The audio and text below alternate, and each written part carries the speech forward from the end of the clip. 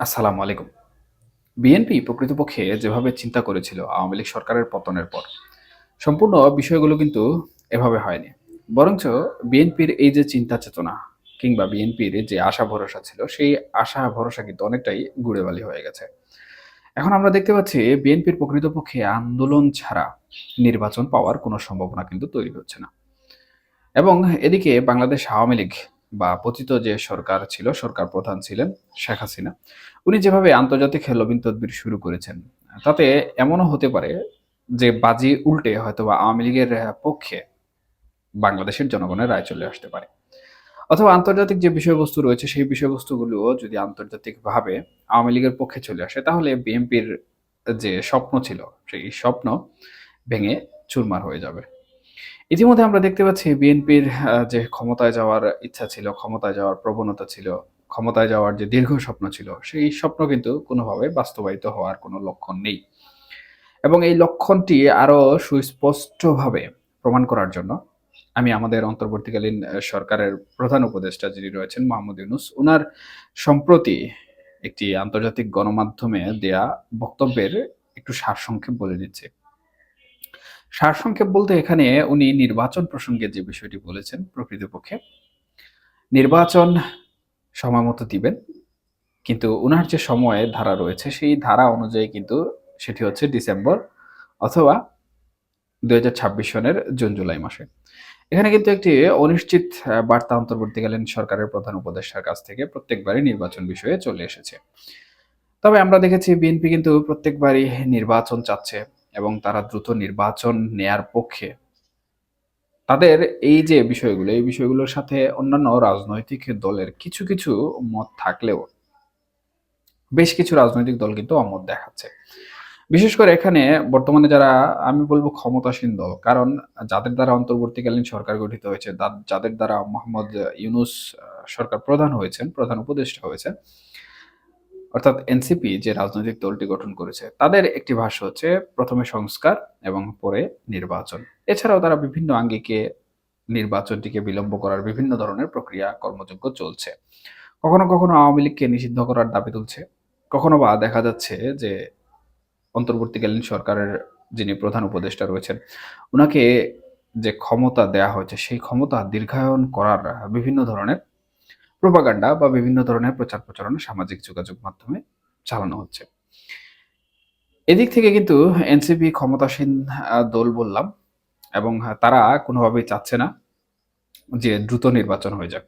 এর পিছনে আরেকটি অন্যতম গুরুত্বপূর্ণ কারণ যেটি, সেটি হচ্ছে তারা তো এখনো কোনোভাবে নিবন্ধন করতে পারেনি, কিংবা তাদের দলের যে পরিসর, যে বাস্তবতা, সেই বাস্তবতা অনুযায়ী কিন্তু যদি দ্রুত নির্বাচন দিয়ে দেওয়া হয়, তাহলে তারা কিন্তু কোনোভাবে নির্বাচনে একটি আসনও জয়লাভ করতে পারবে বলে কিন্তু সাধারণ জনগণ মনে করছে না। আমি এখানে সাধারণ জনগণের কথা বাদ দিলাম, যারা রাজনৈতিক ব্যক্তিবর্গ রয়েছেন, যারা বাংলাদেশের রাজনৈতিক প্রেক্ষাপট সমূহ নিয়ে বিচার বিশ্লেষণ করে থাকেন, তাদের এই মতামতটি কিন্তু অত্যন্ত গ্রহণযোগ্য।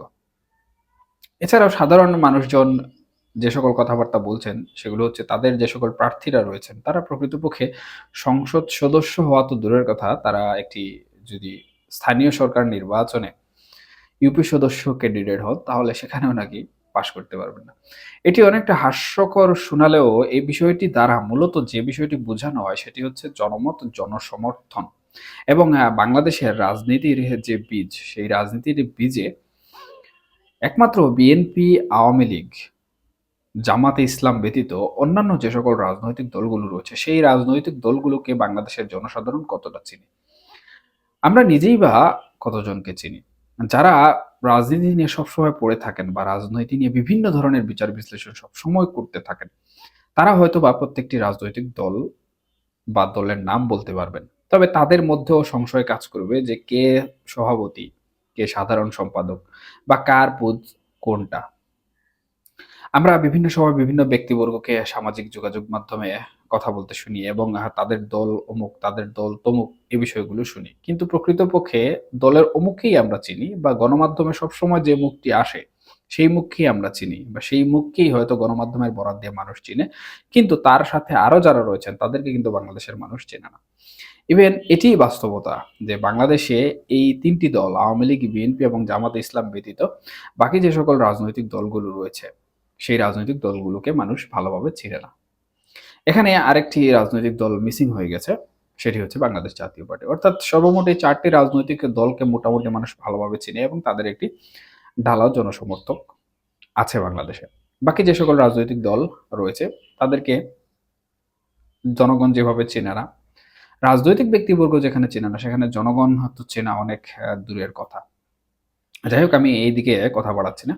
আমি যে বিষয়টি বলতে চাচ্ছিলাম, আমার সঙ্গে প্রাসঙ্গিকভাবে কথা বলতে গেলে অনেক বিষয়গুলোই চলে আসে। যেহেতু নির্দিষ্ট কোনো আলোচ্য বিষয় নেই, তাই এইসব কথা বলছি। মূলত যে বিষয়টি বোঝাতে চাচ্ছি সেটি হচ্ছে বিএনপির যে একটা ইচ্ছা ছিল যে নির্বাচনে জয়লাভ করার। যেহেতু তাদের সর্ববৃহৎ প্রতিদ্বন্দ্বী এবং বাংলাদেশের বৃহৎ একটি রাজনৈতিক দল বর্তমানে রাজনীতির মাঠে অ্যাবসেন্স।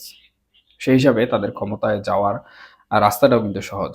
কিন্তু আমরা আল জাজিরার যে সাক্ষাৎকার, সেই সাক্ষাৎকারে দেখলাম এবং এনসিপির প্রচার প্রচারণা সহ আমাদের অন্তর্বর্তীকালীন সরকারের প্রধান উপদেষ্টার বিষয়ে যে সকল প্রচার প্রচারণা হচ্ছে, সেই সকল বিষয়ে কিন্তু অন্তর্বর্তীকালীন সরকারের প্রধান উপদেষ্টার ক্ষমতা ধরে রাখার একটি প্রবণতা কিন্তু আমরা দেখতে পাচ্ছি। অনেকেই এটাকে ক্ষমতার লোভ বলেও কিন্তু আখ্যা দিচ্ছেন। তবে ক্ষমতার লোভ কিনা সেটি আমি বলতে পারছি না। তবে ক্ষমতা দীর্ঘায়িত করার একটি বিষয় কিন্তু সুস্পষ্টভাবে উনি উনার বক্তব্যে ইঙ্গিত করেছেন। কারণ আমরা দেখেছি ইতিমধ্যে উনার যে একটি স্বার্থ রয়েছে, প্রকৃতপক্ষে উনার স্বার্থ কি? আমরা ১ম এ ভেবেছিলাম যে একটি সুষ্ঠু নির্বাচন দিবেন, বাংলাদেশকে অস্থিতিশীল অবস্থা থেকে স্থিতিশীল করবেন। কিন্তু বাংলাদেশের যে পরিস্থিতি দেখা যাচ্ছে তাতে মনে হয় না যে উনি সেসব বিষয় করতে পেরেছেন। তবে আমেরিকাকে উনি যে বিষয়বস্তুগুলো দিয়েছেন কিংবা যে সমঝোতা করার চেষ্টা করেছেন বিভিন্ন বিষয়াদি নিয়ে, এছাড়াও আরো প্রাসঙ্গিক অনেক বিষয় রয়েছে। সেই সকল বিষয়ে উনি যেভাবে গুরুত্বপূর্ণ অ্যাগ্রেসিভ ভূমিকা রেখেছেন তাতে এটিই প্রতীয়মান হচ্ছে যে উনি উনার ক্ষমতা ধরে রাখার একটি প্রবণতা সৃষ্টি করছেন। এখন উনি যদি উনার ক্ষমতা ধরে রাখার প্রবণতা সৃষ্টি করেন, তাহলে কিন্তু বিএনপির এখানে স্বপ্নভঙ্গ হচ্ছে। এটি সুস্পষ্টভাবে আমরা দেখতে পাচ্ছি। এবং বিএনপির আন্দোলন করা ছাড়া আসলে বাংলাদেশের রাজনীতিতে গুরুত্বপূর্ণ ভূমিকা রাখার যে একটি বিষয় রয়েছে সেটি কিন্তু কোনোভাবেই সম্ভব হবে না। সুতরাং বিএনপিকে এখানে ঢালাওভাবে আন্দোলনে নামতে হবে নির্বাচনের জন্য। অন্যথায় বিএনপি তাদের স্বপ্ন পূরণ করতে সক্ষম হবে না। তবে আওয়ামী লীগের যে বিষয়টি রয়েছে আমি ১ম এ বলেছি, আওয়ামী লীগ আন্তর্জাতিক মহল থেকে বাংলাদেশের অভ্যন্তরীণে যে সকল তৎপরতা চালাচ্ছে সেই সকল তৎপরতায় যদি আওয়ামী লীগ বিজয় অর্জন করে তাহলে বাংলাদেশে গেইনার হিসেবে আওয়ামী লীগই আবার পুনরায় চলে আসার সম্ভাবনা রয়েছে।